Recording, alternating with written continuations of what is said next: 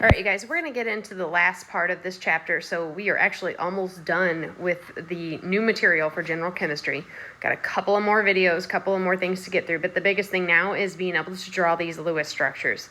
So we taught you in physical science how to draw a Lewis structure. So like if I'm drawing, I'm going to pick an easy one, Cl2. Well, what we taught you in physical science was you'd put those two atoms and then you draw their valence electrons. Each chlorine has 7. And remember that magic number is 8. So what they would want to do is they would want to share those 2 electrons right there for a bond. So we gave you some pretty easy ones in physical science. So there's going to be some kind of different steps that we're going to follow. And it's this 1 through 5 steps that we're going to follow on how to draw these structures. So I'm going to kind of walk through a little bit of what's going on here. But really it's going to come in. The best way to do this is to actually just to do the structure. So I'm going to do a couple of them with you in this video, and then I'm going to make another one with some more practice. But number 1, what we need to do is sum the valence. So we don't care about the total number of electrons in a structure. We're only concerned with what's going on with their valence electrons. So for example, if I need to draw this structure, CO2, what I'm going to do is say, okay, well, there's 1 carbon atom. And if I look carbon up on my periodic table, it has 4 valence. And then I want to do 2 oxygen. So I'm going to have to say 2 times 6. So if I add this up, 6 times 2 is 12 plus 4. I'm going to be looking at placing 16 electrons on my picture.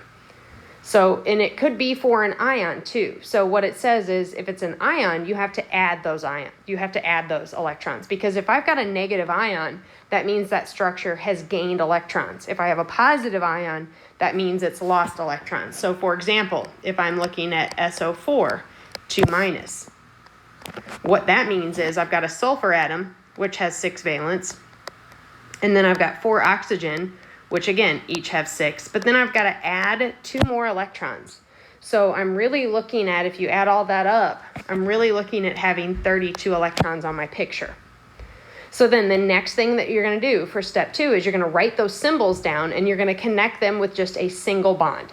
So if I'm looking at the first one, I'm going to take an oxygen, or the carbon, and it does say important, the one with the lowest electronegativity is always your central atom.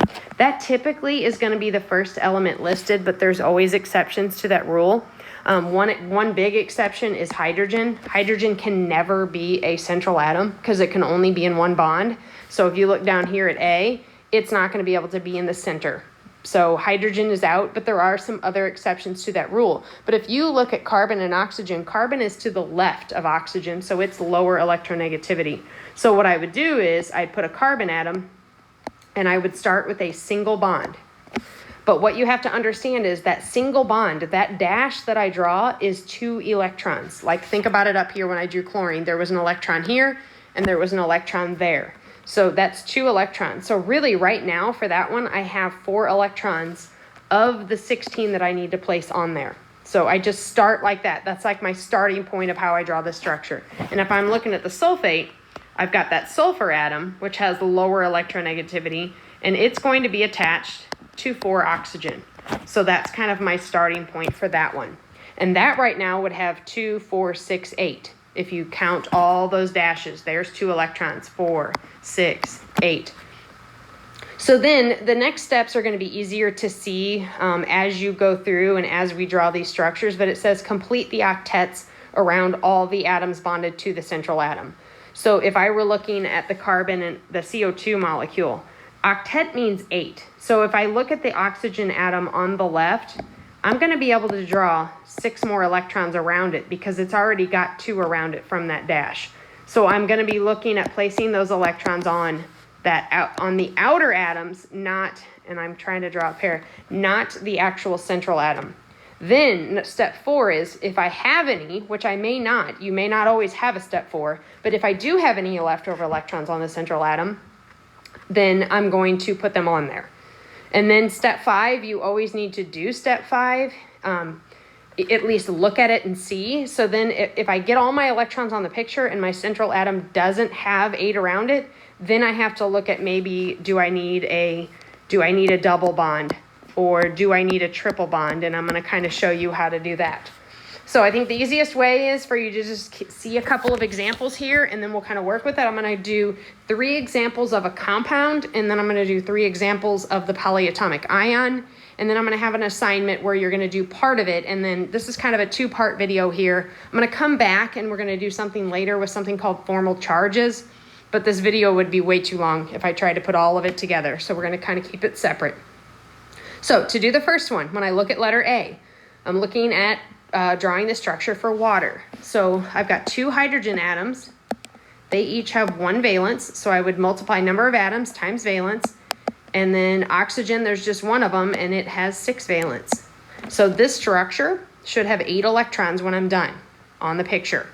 So again, I said hydrogen is the exception. It does have a lower electronegativity value than oxygen, but it can't be a central atom. It can't have more than 1 bond around it anyway.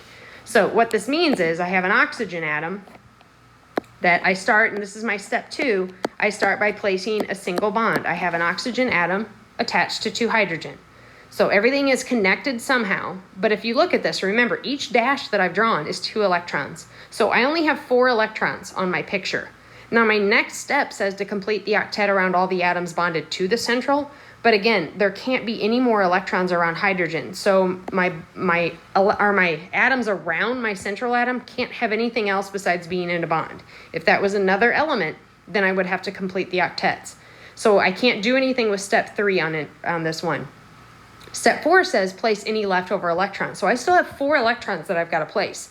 They've got to go on the central atom. So this would be there's 6, and there's my 8 electrons.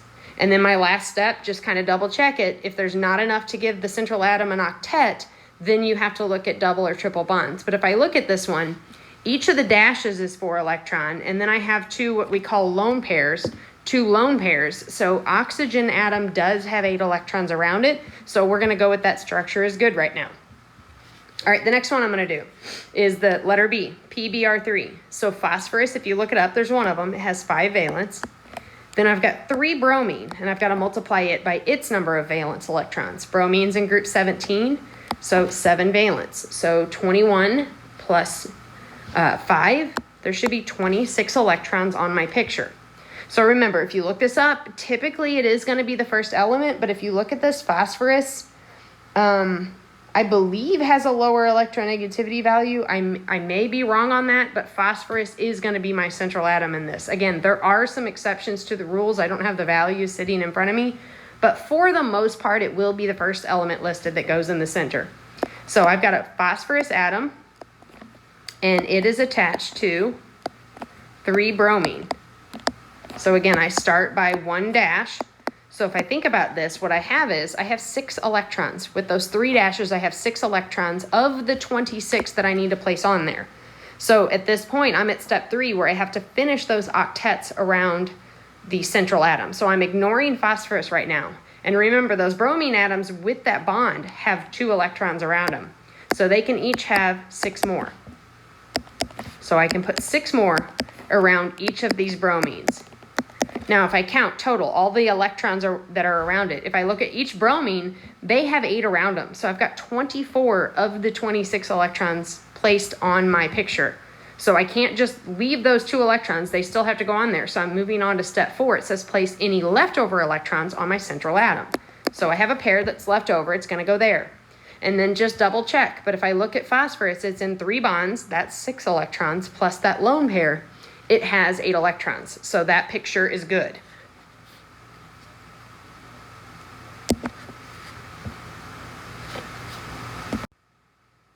All right, the last one that I'm going to do with you on this video, or on this, for the compounds, is the HCN. So when I look at the structure, I've got a hydrogen, I've got a carbon, and I've got a nitrogen. So a hydrogen has 1 valence, a carbon has 4, and then a nitrogen atom has 5. So I'm going to have 10 electrons on my picture. Now again, hydrogen can't be the central atom. It is the first element listed, but it will never be a central atom. So then I got to look between carbon and nitrogen, and carbon has a lower electronegativity value. And typically, if carbon is in a structure, it's going to be your central atom. So I've got a carbon atom that's going to be attached to a hydrogen on one side and a nitrogen on the other side. That's only 4 of my 10 electrons, though, with those dashes. And again, I can't do anything else with hydrogen. If it's in a bond, you're done with that one. You don't have to do anything else with it. So I've got 6 more electrons, and I can finish the octet, which is 6 electrons, on that outer nitrogen atom. So again, I'm not quite done. I am to the point where if I look at step 4, I don't have any leftover electrons. There are 10 electrons on the picture, but I need to look at step 5 and say, do I have 8 electrons around carbon? And you do not. You only have 4 electrons around carbon. So what's going to have to happen is there's going to have to be either a double or in this case, a triple bond. So what I'm going to do is I'm going to have to, in this case, you can't put any more electrons on there. What you can do is erase lone pairs. So I'm going to erase a lone pair on the top of nitrogen, and I'm going to make that a double bond. But then again, that only puts 6 around carbon. So I'm going to have to do that one more time. So I'm going to erase another pair from nitrogen, and I'm going to put it as a bond. And then that allows carbon to have 8 electrons around it. So that's how you approach the double and triple bonds. All right, so what we're going to move on now to is drawing it's kind of the same process. We're following the same steps, but we're looking at drawing ions and what the difference is. So I'm going to do A, B, and C here, and then I'm going to come back and do the other ones in another video if you need some extra help. So we're going to look at letter A first. We've got a bromine atom, which has 7 valence. We've got 3 oxygen, which each have 6 valence. But remember, then now we've got an ion that has a 1- charge. That means it's gained an electron. It has an extra electron on the picture.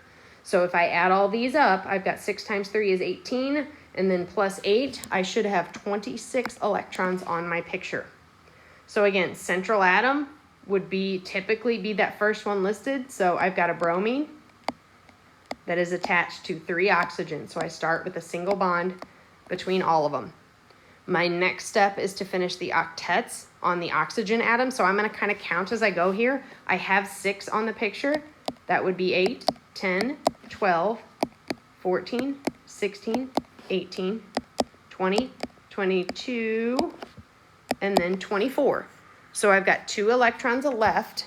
So it says in your next step, I don't know the step numbers, I don't have it in front of me anymore, but you have a pair left over. It's got to go on that central atom. So now I have all my electrons on the picture. You do need to make sure, check that last step. I think it's step 5. Do I need a double bond or a triple bond? But if you look at bromine, if you look at that central atom, it's in 3 bonds, that's 6 electrons around it, plus that lone pair, it does have 8 around it. Now, the only thing that's different about drawing an ion is you have to draw brackets around it, and you put the charge on the outside. So 1- for that one. All right, I'm going to do the next one in a different color. So I'm going to do sulfate. So S has 6 valence. And then oxygen, again, I have 4 of them, and they each have 6 valence. And then I've got a 2- charge, meaning that structure is gaining 2 electrons. So if you add all of that up, you should have 32 electrons on your picture when you're done. Okay, so central atom, sulfur does have a lower electronegativity value than oxygen, so sulfur would be in the center, and it is going to have a single bond connecting it to 4 oxygen atoms. So there are my 4 oxygen atoms. Okay, so then my next step is because I've only got 8 electrons on the picture right now, so I'm going to have to go back and put more electrons. I need 32, so I've got to finish the octets. So this would be 10, 12, 14, 16, 18, 20, 22, 24, 26, 28, 30, and 32. So all my electrons are on the picture. I have no more extra to put on that central atom. So then I just need to double check right now, and this will change later when I come back and go through formal charges. But right now, if you look at sulfur, it does have 8 electrons around it because it's in 4 bonds, and that is a total of 8 electrons. All right, so the last one I'm going to do is the carbonate. So carbon has 4 valence. Oxygen, again, I've got 3 of them that each have 6, and this one has a 2- charge, so there's 2 extra electrons. So this is a total of 24 electrons that are going to be on my picture here. Again, carbon is typically your central atom, and it does have a lower electronegativity value than oxygen. So carbon is going to be attached to 3 oxygen atoms. So I start with a single bond on all of them. And then I've got to move to, again, that's only 6 electrons on the picture. So what I have to do is come back and finish my octets. This would be 8, 10, 12, 14, 16, 18, 20, 22, and 24. Okay, so all my electrons are on the picture, but I can't skip step 5 here because step 5 says if your central atom does not have an octet, then you have to deal with either a double or a triple bond. And if I look at carbon, each dash, remember, is 2 electrons. So right now, carbon only has 6 electrons around it. So what I'm going to have to do is I'm going to have to, again, erase a pair of electrons off of this oxygen over on the right. And then that becomes a double bond. So I'm going to draw a double bond between those two. Now carbon has 8 around it. So what I did forget on letter B is you do have to put this in brackets. And you got to put that 2 minus, so I'll go back up here, sulfate, you should have in brackets with the charge on the outside. So that is how you draw Lewis structures. So I would like for you to practice with the other ones in this, and then I'll have a second video where you can check your work on that. And then I'm going to have an assignment. It's going to be a 2-part assignment, so you're not actually going to submit it, I think, at first. I'll give you directions and I'll kind of talk to you about that, but I'm going to kind of wait because there is another piece to this where we may have to fix some of these, but we're going to do that on the next class period. So this is it for now. Just practice and make sure you can draw these structures. Thanks.